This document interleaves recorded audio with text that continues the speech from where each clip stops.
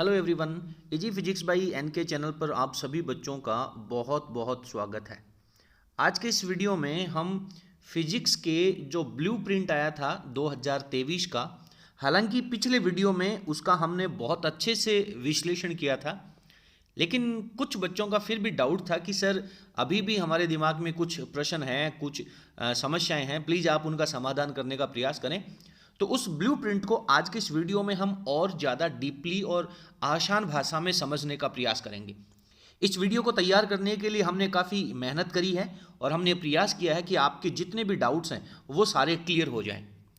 हमारा जो मुख्य प्रश्न रहेगा कि किस प्रकार तैयार होता है बोर्ड परीक्षा का प्रश्न पत्र, कौन कौन सी बातों का, कौन कौन से तथ्यों का ध्यान रखा जाता है, और जो ब्लूप्रिंट बोर्ड ने जारी किया है उन सभी बातों को आज के इस वीडियो में हम क्लियर करने का प्रयास करेंगे। उम्मीद करता हूं कि हमारी जो मेहनत है वो आप लोगों को पसंद आएगी। वीडियो के अंत में यदि आपको हमारा वीडियो पसंद आता है तो प्लीज़ आप वीडियो को लाइक करें और 12th क्लास की पूरी फिजिक्स के हर एक टॉपिक का वीडियो आसान भाषा में पढ़ने के लिए आप हमारे चैनल को सब्सक्राइब कर सकते हैं और प्लेलिस्ट में जाकर के हर एक चैप्टर का हर एक टॉपिक बहुत अच्छे से तैयार कर सकते हैं। चलिए शुरू करते हैं हम आज की क्लास। पहले मैं आपको बता दूं कि हम फिजिक्स कक्षा 12 के बोर्ड परीक्षा 2023 का जो बोर्ड प्रश्न पत्र आने वाला है उसके बारे में तैयारी कर रहे हैं। आपका पहला जो चैप्टर है, चैप्टर नंबर 1, विद्युत आवेश और क्षेत्र। हालांकि इंग्लिश मीडियम के भी काफ़ी सारे बच्चे हमारे साथ पढ़ रहे हैं, तो उनका भी कुछ प्रॉब्लम्स थी। उनकी प्रॉब्लम्स के समाधान के लिए आज हमने कुछ इंग्लिश की जो टर्मिनोलॉजी है उसको भी लिखने का प्रयास किया। जो आपका पहला चैप्टर है, electric charge and electric field, ये आपका बोर्ड परीक्षा में 4 अंक का प्रश्न पत्र में वेटेज रखने वाला है। इसमें एक प्रश्न जो रहेगा वो आपका ऑब्जेक्टिव रहेगा, ए बे से दे का जो ABCD का क्वेश्चन होता है। ये जो प्रश्न होगा वो किसी लॉ के ऊपर, नियम के ऊपर आधारित हो सकता है, किसी फॉर्मूले के ऊपर आधारित हो सकता है, या फिर किसी डायमेंशन विमा के ऊपर ये प्रश्न आधारित हो सकता है। यदि नियम की यदि मैं बात करूं तो जैसे कूलाम के नियम में हमारा जो फॉर्मूला होता है F = K(Q1 Q2) upon R का स्क्वायर, ठीक है।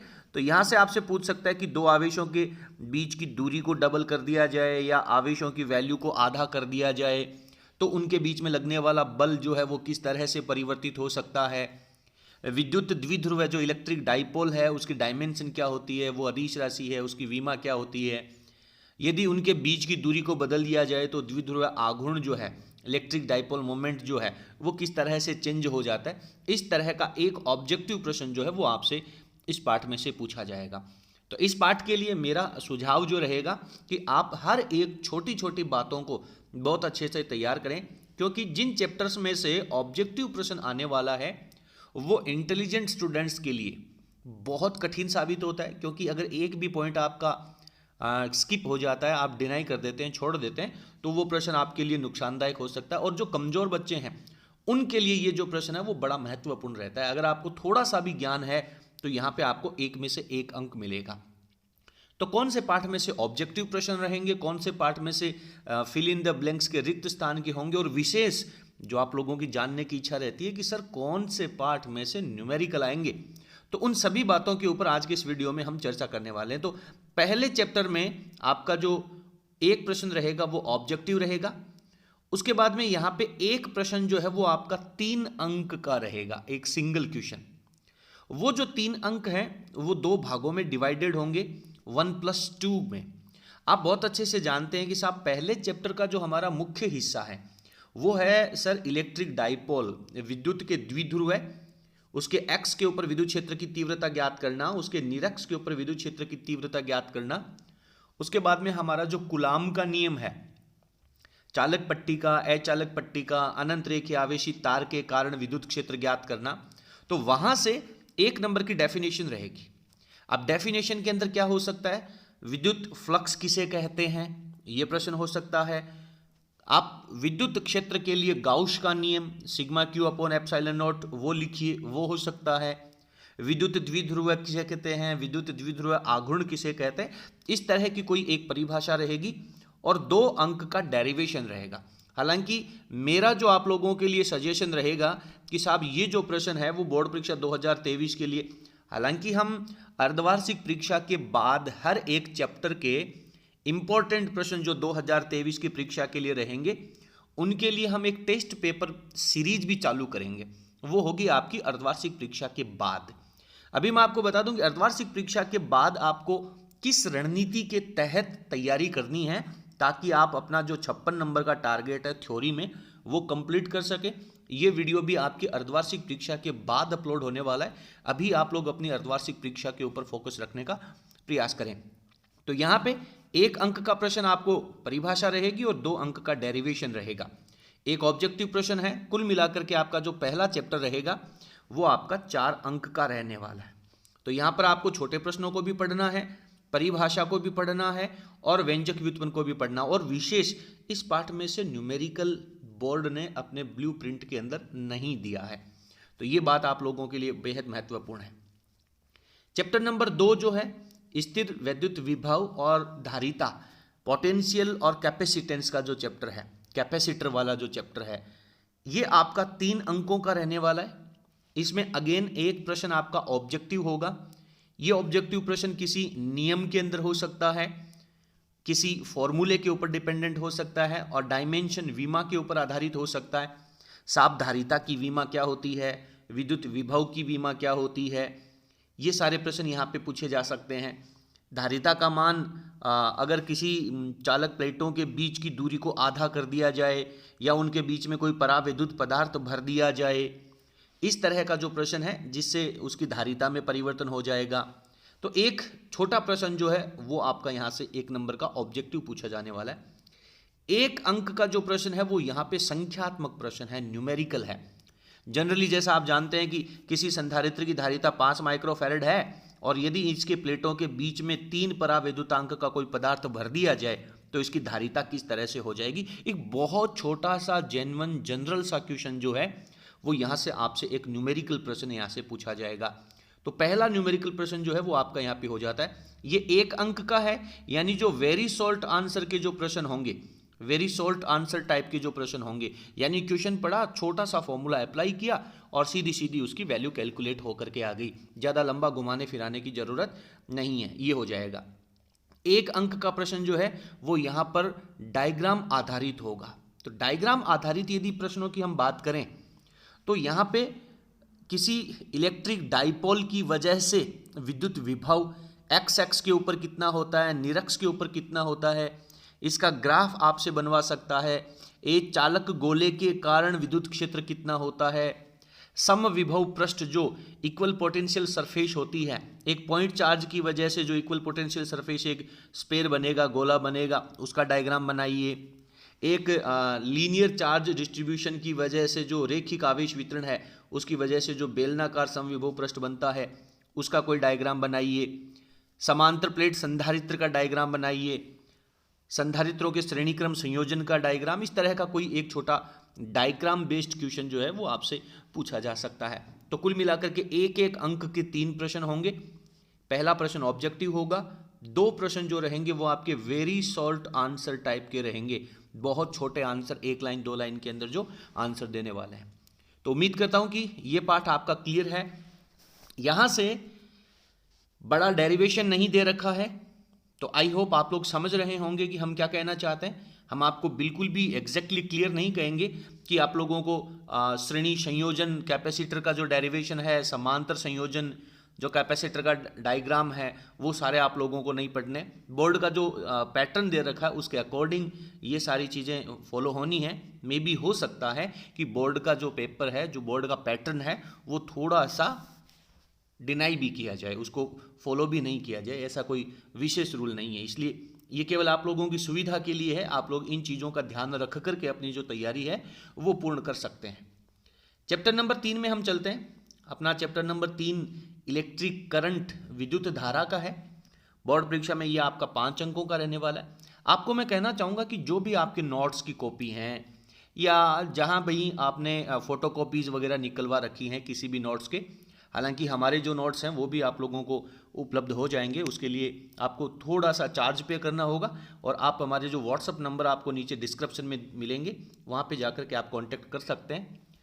और अगर आपके पास पहले से नोट्स हैं तो सफिशिएंट है। लेकिन आप उनके जो चैप्टर की जो हेडिंग दे रखी है उस हेडिंग के पास में ये सारी जानकारी जो है वो आप शॉर्ट के अंदर आप लिख लीजिए, ताकि भविष्य में जब भी आप उस चैप्टर को रिवाइज करेंगे तब आप लोगों को ये सारी महत्वपूर्ण बातें हैं वो आपके सामने रहनी चाहिए, आपको आइडिया रहना चाहिए। तो इस पार्ट में से 1 अंक का आपका ऑब्जेक्टिव प्रश्न रहना है। अगेन ऑब्जेक्टिव प्रश्न में क्या रहेगा, कोई नियम हो सकता है, कोई सूत्र हो सकता है, कोई विमा हो सकती है। स्पेशली यहाँ वाले चैप्टर की यदि अपन बात करें तो यहाँ पे गतिशीलता की विमा क्या है, गतिशीलता का मात्रक क्या है, अपवहन वेग क्या है, इस तरह के छोटे प्रश्न जो हैं, अपवहन वेग का मान किन किन तथ्यों के ऊपर निर्भर करता है। इसके बाद में प्रतिरोधों का संयोजन है। उसके बाद में यहाँ पे किरचॉफ का जो नियम है, जनरल किरचॉफ का जो नियम है उसके ऊपर कोई डायग्राम दे करके कोई प्रश्न पूछ सकता है। तो एक ऑब्जेक्टिव प्रश्न यहाँ पे रहने वाला है। किरचॉफ का प्रथम नियम किस नियम के ऊपर आधारित है, हम जानते हैं आवेश संरक्षण के ऊपर है। किरचॉफ का जो दूसरा नियम है वो ऊर्जा संरक्षण के ऊपर आधारित है। तो ये सारी चीज़ें ऑब्जेक्टिव प्रश्न आपको यहाँ पे पूछा जा सकता है। तो इसके लिए आप ऑब्जेक्टिव प्रश्नों को भी तैयार करें। आपकी जो एनसीईआरटी की बुक है उस एनसीईआरटी की बुक के अंदर ऑब्जेक्टिव नहीं दे रखे, तो इसके लिए आप जो पुरानी आरबीएससी की बुक है उसको आप प्रेफर कर सकते हैं, या फिर आपके पास जो भी रेफरेंस गाइड है किसी भी प्रकाशन की तो उसको भी आप लोग फॉलो कर सकते हैं। बट मेरा ये कहना है कि आपको ऑब्जेक्टिव प्रश्न जो है वो निश्चित रूप से तैयार कर लेने चाहिए। तो एक ऑब्जेक्टिव प्रश्न यहाँ पे रहेगा। 1 अंक का जो प्रश्न है वो वेरी शॉर्ट आंसर के प्रश्नों में रहेगा। ये कोई एक डेफिनेशन हो सकती है, अपवहन वेग की परिभाषा हो सकती है, किरचॉफ का संधि नियम जो जंक्शन लॉ है वो लिखिए, किरचॉफ का वोल्टेज लॉ जो है वो लिखिए। ये सारे प्रश्न जो है वो यहाँ से आपसे पूछा जा सकता है। मीटर ब्रिज किस प्रिंसिपल के ऊपर सिद्धांत पे कार्य करता है, व्हाइटस्टोन ब्रिज किस प्रिंसिपल पे वर्क करता है। ये सारी चीज़ें आपसे 1 अंक के प्रश्न में वेरी शॉर्ट आंसर में पूछी जा सकती हैं। तो इस पार्ट में आप लोगों को छोटे प्रश्नों के ऊपर विशेष ध्यान रखना है, जो की पॉइंट्स है उनको आपको फॉलो करना है। 1.5 अंक का एक डेरिवेशन आएगा। अब 1.5 अंक के डेरिवेशन की यदि हम बात करें तो यहां से आपसे 1.5 अंक के डेरिवेशन में क्या पूछ सकता है। पहला, अपवहन वेग, ड्रिफ्ट वेलोसिटी और इलेक्ट्रिक करंट में I = NE/AV/D का जो प्रिंसिपल है, जो रूल है, वो आपसे यहाँ पे पूछा जा सकता है।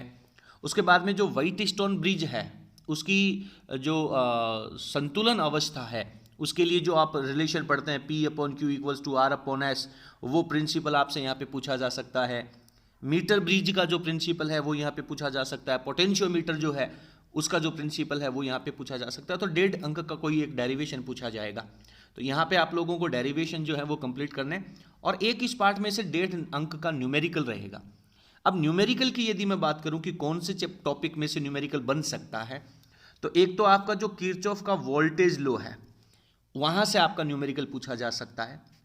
दूसरा, आप लोगों का जो रजिस्टेंसों का जो कॉम्बिनेशन है, प्रतिरोधों का जो संयोजन है, श्रेणी क्रम संयोजन, समांतर क्रम संयोजन, और दोनों को इंक्लूड करके जो प्रश्न है वहाँ से पूछा जा सकता है। उसके बाद में व्हाइटस्टोन सेतु का जो प्रिंसिपल है P/Q = R/S, जिसमें आप लोगों ने देखा होगा कि कुछ इस तरह के प्रश्न हैं। ये आपको बैलेंस की सिचुएशन दे रखी है और कह देता है कि साहब यहाँ पे एक समांतर क्रम में कोई प्रतिरोध जोड़ा जाएगा तो वो प्रतिरोध कितनी वैल्यू का होगा। तो इस तरह का एक 1.5 अंक का न्यूमेरिकल, मीटर ब्रिज का जो डायग्राम दे करके आपसे पूछा जा सकता है कि इतनी लंबाई के ऊपर संतुलन अवस्था प्राप्त हो रही है तो अज्ञात प्रतिरोध कितना है। तो कुल मिलाकर के 1.5 अंक का न्यूमेरिकल यहाँ से पूछा जाएगा। ये चैप्टर आपका 5 अंकों का रहेगा। तो इस पार्ट के जो न्यूमेरिकल्स हैं उनके ऊपर, जो शॉर्ट आंसर के प्रश्न हैं उनके ऊपर, और डेरिवेशन, कुल मिलाकर के इस पार्ट का मारवाड़ी का भाषा में अगर मैं कहना चाहूँ तो भाई जी कादो काट दो, सीधी बात है। पीचर कोई भी बात इस चैप्टर की बाकी नहीं रहनी चाहिए। चलिए अगले चैप्टर में चलते हैं। चैप्टर नंबर 4, गतिमान आवेश और चुंबकत्व, मूविंग चार्ज एंड मैग्नेटिज्म। 4 अंक का रहेगा। एक आपका ऑब्जेक्टिव प्रश्न होगा। ये जो ऑब्जेक्टिव प्रश्न है वो फिल इन द ब्लैंक्स का भी हो सकता है, रिक्त स्थान का भी हो सकता है। आपके चैप्टर में, आपके पेपर में 9 ऑब्जेक्टिव होंगे और 4 रिक्त स्थान के प्रश्न होंगे। तो ये जो प्रश्न है इस चैप्टर का वो ऑब्जेक्टिव भी हो सकता है और फिल इन द ब्लैंक्स का भी हो सकता है। तो इस पार्ट के छोटे प्रश्नों में आप लोगों को ध्यान देना है। गतिमान आवेश और चुंबकत्व, यानी गतिमान आवेश की यदि हम बात करें तो जो आपका कौन सा नियम है, सबसे पहले गतिमान आवेश के चारों तरफ विद्युत क्षेत्र और चुंबकीय क्षेत्र उत्पन्न होता है। गतिमान आवेश के कारण जो चुंबकीय क्षेत्र है उसका फॉर्मूला, ये सारी चीज़ें आपसे पूछी जा सकती हैं। चुंबकत्व के बारे में आप लोगों से सारी कहानी ऑब्जेक्टिव प्रश्न में पूछी जा सकती है। एक प्रश्न इसमें 3 अंक का रहेगा, जिसमें 1 अंक का पोर्शन डेफिनेशन का, परिभाषा का होगा, और 2 अंक का जो पोर्शन है वो डेरिवेशन का होगा। जैसे बायो-सावर्ट का नियम लिखिए और अनंत रेखीय आवेशित तार के कारण उत्पन्न होने वाला चुंबकीय क्षेत्र लिखिए। उसके बाद में एम्पियर का जो परिपथीय रूल है वो निकालिए और उसके जो एप्लीकेशन है, अनुप्रयोग हैं, वहाँ से पूछा जा सकता है। तो एक डेफिनेटली बायो-सावर्ट में या जो एम्पियर लॉ है उनमें से एप्लीकेशन यहाँ से पूछे जाने की पूरी संभावना है। चैप्टर नंबर 5 की यदि हम बात करें तो ये आपका मैग्नेटिज्म और मैटर का जो है, जिसमें आप अनुचुंबकीय, लोह चुंबकीय, प्रतिचुंबकीय, फेरोमैग्नेटिक जो सब्सटेंस वाला है, तो इस चैप्टर में से आप लोगों से 3 अंक का प्रश्न आएगा। एक ऑब्जेक्टिव प्रश्न होगा। ऑब्जेक्टिव प्रश्नों की यदि हम बात करें तो यहाँ पर आप लोगों ने चुंबकीय क्षेत्र बी, चुंबकन क्षेत्र आप लोगों ने पढ़ा है। उसके बाद में चुंबकीय प्रवृत्ति जो है उसका फॉर्मूला आप लोगों ने पढ़ा है। चुंबकीय पारगम्यता जो है, म्यू नॉट वाला जो टॉपिक है वो आप लोगों ने पढ़ा। तो इसके बीच में रिलेशन दे करके अनुचुंबकीय पदार्थों का एग्जाम्पल छांटना पूछ सकता है, प्रतिचुंबकीय पदार्थों का एग्जाम्पल छांटना पूछ सकता है। कौन सा ऐसा गुण है जो डोमेन सिद्धांत के ऊपर वर्क करता है, लोह चुंबकीय, प्रतिचुंबकीय, अनुचुंबकीय में कौन है जो टेम्परेचर के ऊपर डिपेंड नहीं करता है। इस तरह का ऑब्जेक्टिव प्रश्न। एक इस पार्ट में से फिल इन द ब्लैंक्स का प्रश्न आना, रिक्त स्थान का प्रश्न आना। ओके, एक प्रश्न इसमें से वेरी शॉर्ट आंसर का रहने वाला है, 1 अंक का। यानी इस पार्ट में से एक नंबर के 3 प्रश्न रहेंगे और टोटल 3 क्वेश्चन रहेंगे, 3 अंक का ये है। इस पार्ट में से आप डेरिवेशन छोड़ सकते हैं, इस पार्ट में से आप न्यूमेरिकल छोड़ सकते हैं। तो ये आप लोगों के लिए बेहद विशेष महत्वपूर्ण सूचना है। अनुचुंबकीय, प्रतिचुंबकीय और लोह चुंबकीय पदार्थों का जो वर्गीकरण है उसमें से कोई एक डेफिनेशन आपसे यहाँ पर पूछी जा सकती है। बट मैं आपको फिर बता दूं, बोर्ड का जो पैटर्न दे रखा है, जो ब्लूप्रिंट है, हम केवल उसी का डिस्कशन कर रहे हैं। मे भी हो सकता है कि कुछ पॉइंट जो हैं वो ब्लूप्रिंट के अकॉर्डिंग नहीं भी पूछे जाएं। तो इन बातों का आप लोग विशेष ध्यान रखेंगे। बाकी आपको तैयारी तो 100% पूरी करनी ही है। चैप्टर नंबर 6 विद्युत चुंबकीय प्रेरण, इलेक्ट्रोमैग्नेटिक इंडक्शन का है, 3 अंकों का रहेगा। इसमें से भी अगेन आपसे 1 अंक के 3 प्रश्न पूछे जाएंगे। तो विद्युत चुंबकीय प्रेरण के अंदर आप जो डेरिवेशन है वो आप स्किप कर सकते हैं। एक ऑब्जेक्टिव प्रश्न होगा, एक फिल इन द ब्लैंक्स का प्रश्न होगा और एक डायग्राम का कोई प्रश्न होगा। ठीक है, तो यहाँ से भी आप जो है वो बड़े प्रश्नों को, न्यूमेरिकल्स को आप छोड़ सकते हैं। अगेन मैं कहना चाहूँगा, इन प्रश्नों को, इन बातों को, तथ्यों को आपको विशेष ध्यान में रख के तैयारी करनी है। बाकी आपको रिस्क नहीं लेना है किसी भी तरीके से। मे भी हो सकता है कि इस चैप्टर में से 2 अंक का एक डेरिवेशन भी आ जाए, तो कुछ कहा नहीं जा सकता। बोर्ड को हम चैलेंज नहीं कर सकते, लेकिन बोर्ड ने जो एक हमें गाइडलाइन जारी करी है उसके अकॉर्डिंग यही चीज़ों का फॉलो करना है। तो इन बातों के ऊपर आपका विशेष फोकस रहना चाहिए। आगे चलते हैं चैप्टर नंबर 7 में, जो अल्टरनेटिंग करंट, प्रत्यावर्ती धारा का है। एक ऑब्जेक्टिव प्रश्न रहेगा। ऑब्जेक्टिव प्रश्न में आप लोग जानते हैं कि जो पीक वैल्यू है, आरएमएस वैल्यू है, मीन वैल्यू है, एक प्रत्यावर्ती धारा के पूर्ण चक्र का औसत मान कितना होता है, ठीक है, और प्रतिबाधा, प्रतिघात, धारितीय प्रतिघात, उन सब का फॉर्मूला। तो 1 नंबर का ऑब्जेक्टिव प्रश्न, या फिर वो फिल इन द ब्लैंक्स भी हो सकता है। 1.5 अंक का एक डेरिवेशन आएगा। यदि मैं डेरिवेशन की यहाँ पे बात करूँ तो जो आरएमएस वैल्यू है और एक साइकिल की, पूर्ण चक्र की, या पहले आधे चक्र की या दूसरे आधे चक्र का जो औसत मान है, मीन वैल्यू है, आप लोगों को हर एक टॉपिक का वीडियो हमारी प्लेलिस्ट के अंदर मिल जाएगा। वहाँ पे जाकर के भी आप पढ़ सकते हैं, या फिर आपने जो नोट्स लिख रखे हैं वहाँ से भी आप उनको फॉलो कर सकते हैं। तो ये जो माध्यमान वाला और आरएमएस वैल्यू वाला जो डेरिवेशन है वो यहाँ पे बेहद महत्वपूर्ण है। उसके बाद में आप लोग ने बहुत अच्छे से पढ़ा होगा कि एक शुद्ध प्रेरकीय परिपथ है, एक शुद्ध धारितीय परिपथ है, एलसीआर परिपथ है, उसके बाद में बैंड चौड़ाई का जो डेरिवेशन है, तो कहीं से भी एक आपसे 1.5 अंक का डेरिवेशन पूछा जा सकता है। और अगेन 1.5 अंक का यहाँ से एक न्यूमेरिकल रहेगा जो RMS वैल्यू से भी हो सकता है। इसमें से आप लोगों से कलांतर पूछा जा सकता है, वोल्टेज, शिखर वोल्टेज, प्रत्यावर्ती धारा का शिखर मान कितना होता है। तो एक यहाँ पे आप लोगों को डेरिवेशन न्यूमेरिकल पूछा जाएगा, एक डेरिवेशन रहेगा। तो इस पार्ट के ऊपर भी आप लोगों का विशेष फोकस रहना चाहिए।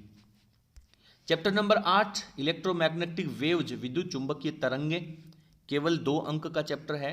एक ऑब्जेक्टिव होगा और एक न्यूमेरिकल होगा। वेरी शॉर्ट आंसर का न्यूमेरिकल होगा। यहाँ पे यदि मैं न्यूमेरिकल की बात करूँ तो सर विद्युत चुंबकीय तरंगों में न्यूमेरिकल कहाँ से आ जाता है, तो यहाँ पे आपके पास एक इक्वेशन आता है E = BC। ये केवल मात्र एक फॉर्मूला है यहाँ पर, यहाँ से आपसे न्यूमेरिकल पूछा जा सकता है। मैक्सवेल की जो तरंगे हैं, जो 4 समीकरणें हैं, वो यहाँ पे सीधी लिखवाई जा सकती हैं न्यूमेरिकल के अंदर।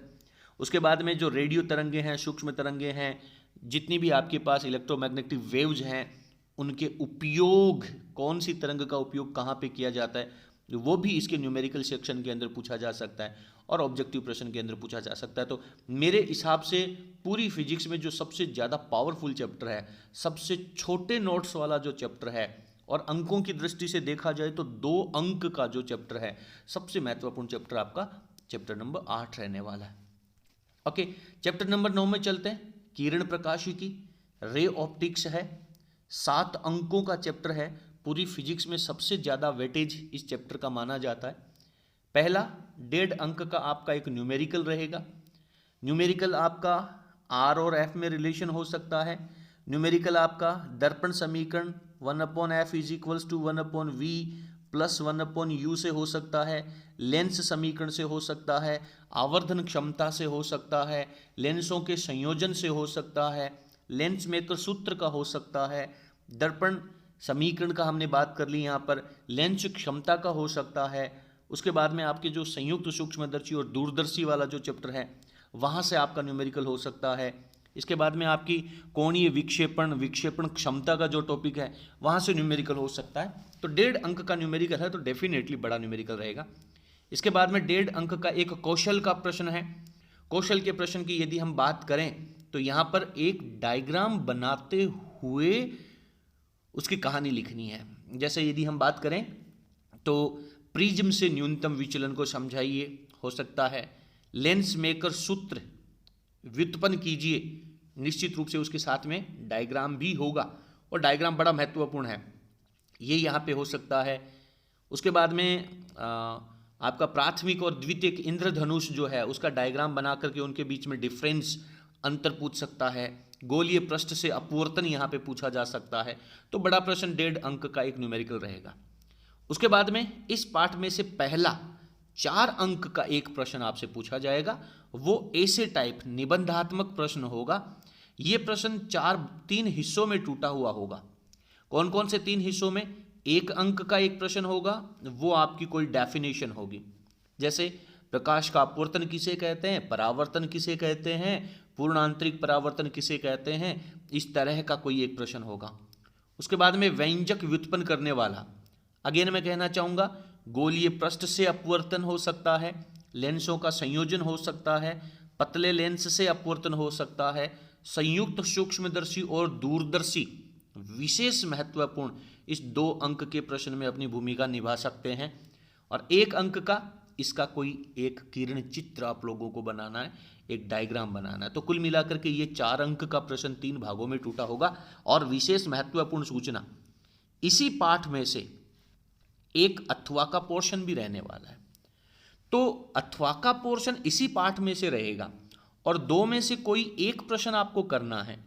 तो अगर मैं मेरी तरफ से कुछ इंपॉर्टेंट क्लू आपको देना चाहूँ तो इसमें आपको जो संयुक्त सूक्ष्मदर्शी है ये आपको कर लेना चाहिए।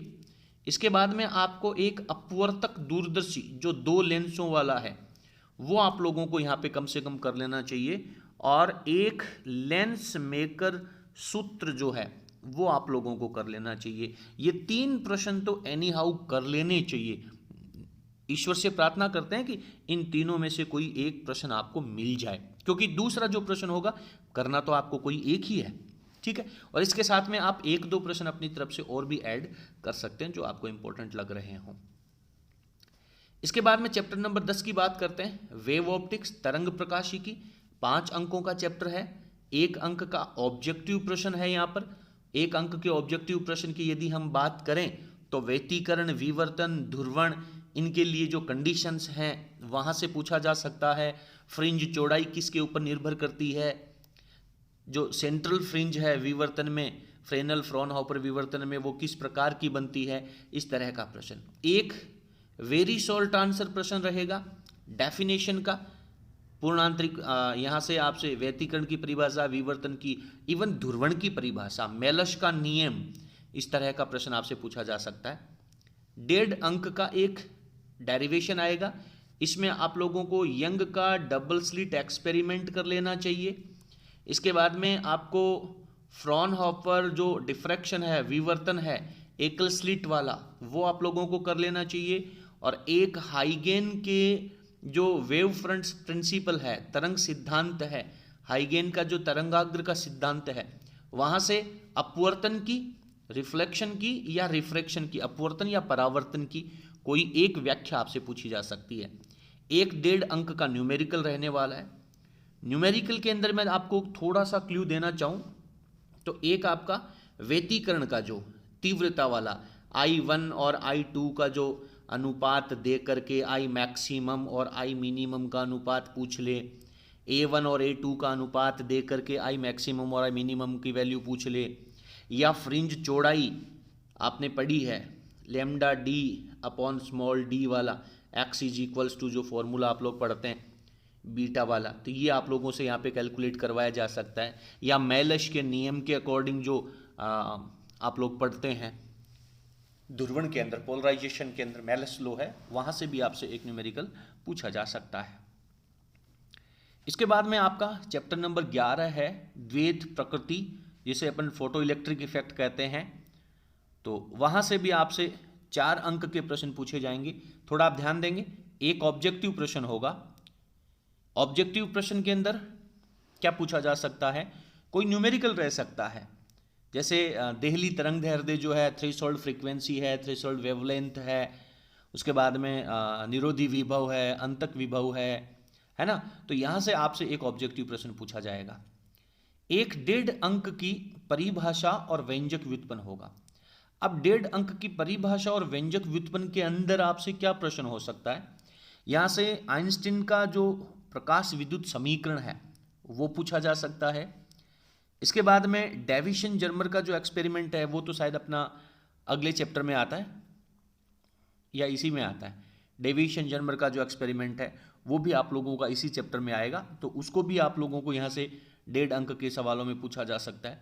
1.5 अंक का न्यूमेरिकल रहेगा। यहाँ पर 1.5 अंक के न्यूमेरिकल में जनरली जो प्रश्न है वो इलेक्ट्रॉन, प्रोटॉन, न्यूट्रॉन की जो वेवलेंथ है, लेम्डा का जो फॉर्मूला है जो हम 12.27/√v वाला जो कैलकुलेट करते हैं, तो वहाँ से आपका एक न्यूमेरिकल आपको यहाँ से पूछा जा सकता है। या फिर जो देहली आवृत्ति का फॉर्मूला है phi naught is equals to h nu naught जो हम पढ़ते हैं, या जो अंतक विभव के maximum is equals to e V naught के बराबर होता है, तो वहाँ से भी ये 1.5 अंक का न्यूमेरिकल आपसे पूछा जा सकता है। तो आप इस चीज़ को विशेष ध्यान दें, इस चैप्टर में से आपका एक बड़ा इजी न्यूमेरिकल आपसे पूछा जाएगा। चैप्टर नंबर 12 की बात करते हैं, एटम परमाणु वाला चैप्टर है। 3 अंक का प्रश्न पूछा जाएगा। एक प्रश्न 1.5 अंक का डेरिवेशन का होगा। डेरिवेशन की यदि मैं यहाँ पे आप लोगों से कुछ बात करूँ तो यहाँ पे पहला प्रश्न जो है वो आपसे नील्स बोहर की जो 3 अवधारणाएं हैं, परिकल्पनाएं हैं, पास्ट्यूलेट्स जो हैं वो आपसे पूछी जा सकती हैं। nवे कक्षक के इलेक्ट्रॉन की जो रेडियस Rn की वैल्यू है, nवे कक्षक के इलेक्ट्रॉन की वेलोसिटी Vn की वैल्यू है, nवे कक्षक के इलेक्ट्रॉन की टोटल एनर्जी वो आपसे पूछी जा सकती है। इसके बाद में यहाँ पर आपसे जो एनर्जी ग्रुप्स हैं, एनर्जी श्रेणियाँ जो हैं, लाइमन, बामर, पास्टन, ब्रैकेट, फुंड जो आप लोग पढ़ते हैं वो वहाँ से पूछा जा सकता है। 1.5 अंक का एक न्यूमेरिकल रहेगा।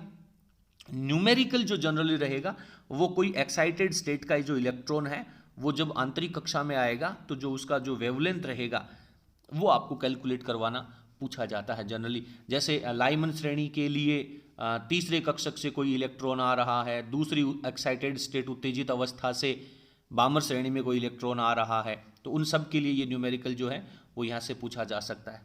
लेमडा मैक्सिमम और लेमडा मिनिमम का जो रेशियो है वो आपसे यहाँ पे पूछा जा सकता है। आपको हमारे वीडियोज़ के अंदर हर एक टॉपिक को बहुत अच्छे से क्लियर करवाया हुआ मिलेगा, आप प्रेफर कर सकते हैं, प्लेलिस्ट में जाकर के उनको पढ़ सकते हैं। यदि आपने अभी तक हमारे चैनल को सब्सक्राइब नहीं किया है तो प्लीज़ आप चैनल को सब्सक्राइब करें, ताकि आगे आने वाली जो इंपॉर्टेंट वीडियोज़ हैं उनका नोटिफिकेशन आप लोगों को मिल सके। और यदि आपको हमारी मेहनत ठीक लगी हो तो लाइक तो कर देना यार, क्या लाइक करने से तुम्हारा क्या जा रहा है, और नहीं करोगे तो इसमें तेरा घाटा मेरा कुछ नहीं जाता। ओके, 13वां चैप्टर नाभिक वाला 3 अंक का। हमारा क्या है यार, हमारा तो जो होना था हो गया, हमारी तो ज़िंदगी जहाँ पे सेटल होनी थी होगी। अगर आप चैनल को लाइक करेंगे तो हम मोटिवेट होकर के आप लोगों के लिए और बेहतरीन वीडियोस लेकर के आएंगे, तो इसमें आपका ही फ़ायदा होने वाला है। अगर आप नहीं करेंगे तो हम वीडियो बनाना बंद कर देंगे, हमें मोटिवेशन नहीं मिलेगा, तो हमारा इसमें कोई नुकसान नहीं है। नाभिक चैप्टर नंबर 13 3 अंक का होगा। 3 अंक का अकेला एक ही प्रश्न होने वाला है भाई साहब। इसमें से 1 अंक की कोई एक डेफिनेशन रहेगी। डेफिनेशन की मैं अगर बात करूं तो यहां पर आपसे पूछा जा सकता है रेडियो सक्रियता किसे कहते हैं। इसमें डीके कांस्टेंट जो क्षय नियतांक है लेमडा, वो किसे कहते हैं। माध्य आयुकाल हाफ टाइम किसे कहते हैं। अर्ध आयुकाल average mean time, average time जो है TA, उसकी डेफिनेशन आपको यहां से पूछी जा सकती है। समझ रहे मेरी बात। 2 अंक का एक डेरिवेशन होगा व्यंजक व्युत्पन्न करने वाला। तो इस व्यंजक व्युत्पन्न करने वाले प्रश्न के अंदर आपसे क्या पूछा जा सकता है, रदरफोर्ड सोडी का जो एक्सपेरिमेंट का जो रूल है n = n0 e⁻ λT, ये फॉर्मूला आपसे डिराइव करवा सकता है। अर्ध आयुकाल TH 0.693/λ, ये डिराइव आपसे करवा सकता है। एवरेज टाइम 1/λ, ये आपसे कैलकुलेट करवा सकता है। तो मुख्य रूप से ये 3 ही प्रश्न इस चैप्टर के लिए इंपॉर्टेंट हैं।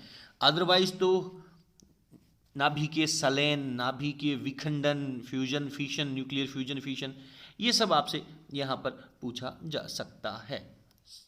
स्क्रीन टेढ़ी मेढ़ी होने लग गई भैया। Okay, last and chapter 14 semiconductor अर्धचालक, दूसरा सबसे महत्वपूर्ण ज्यादा वजन वाला चैप्टर, 6 अंकों का चैप्टर। एक ऑब्जेक्टिव प्रश्न रहने वाला है, एक वेरी शॉर्ट आंसर जो डायग्राम बेस्ड है। डायग्राम बेस्ड की यदि हम बात करें, जैसे लॉजिक गेट वाला है, एंड गेट की सत्य सारणी के आधार पर आप इसका डायग्राम बनाइए। नैंड गेट का जो यूनिवर्सल गेट है उसका डायग्राम बनाइए।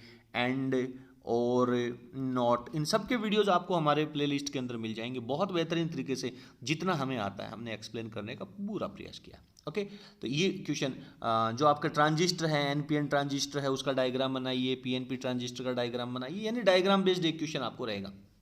एक ऑब्जेक्टिव प्रश्न हो ही गया।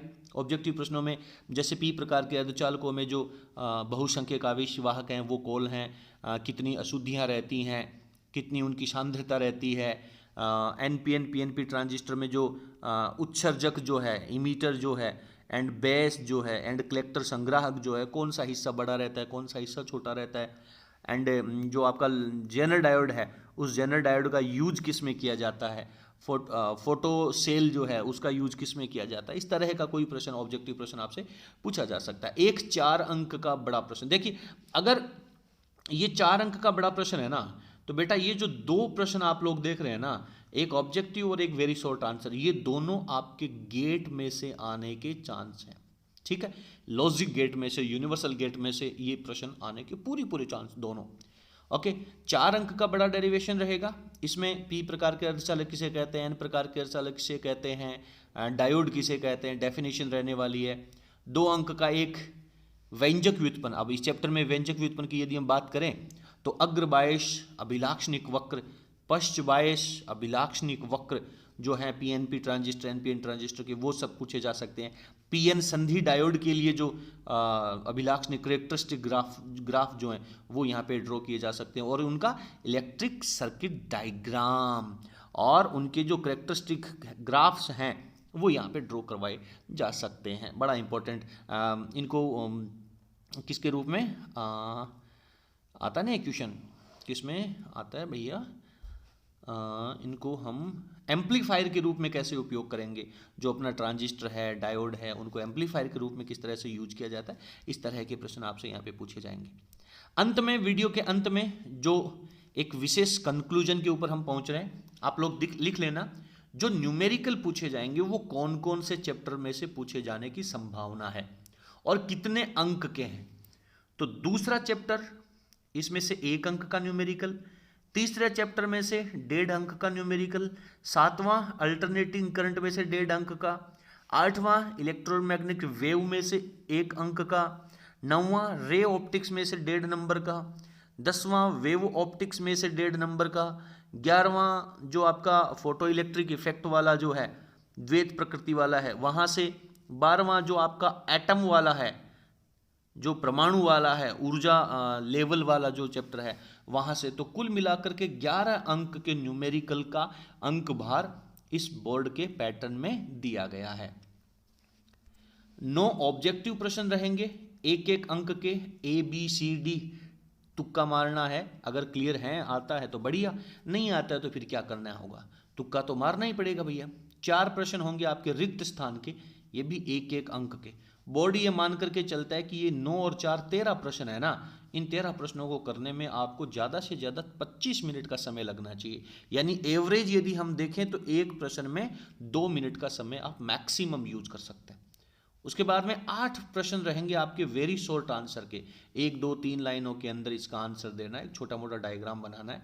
8 प्रश्न हैं तो लगभग 3 मिनट का समय आपको एक प्रश्न में मिलना चाहिए।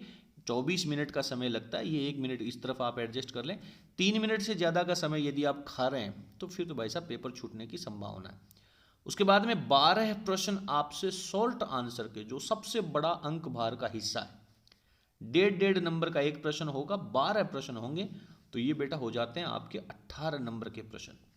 तो ये जो शॉर्ट आंसर के प्रश्न हैं, इसमें आप लोग लगभग आधे पेज के अंदर, लगभग अपन बात कर रहे हैं एवरेजन आधे पेज में आपको आंसर देना होता है, और यहाँ पर आपको 65 मिनट का समय लगता है।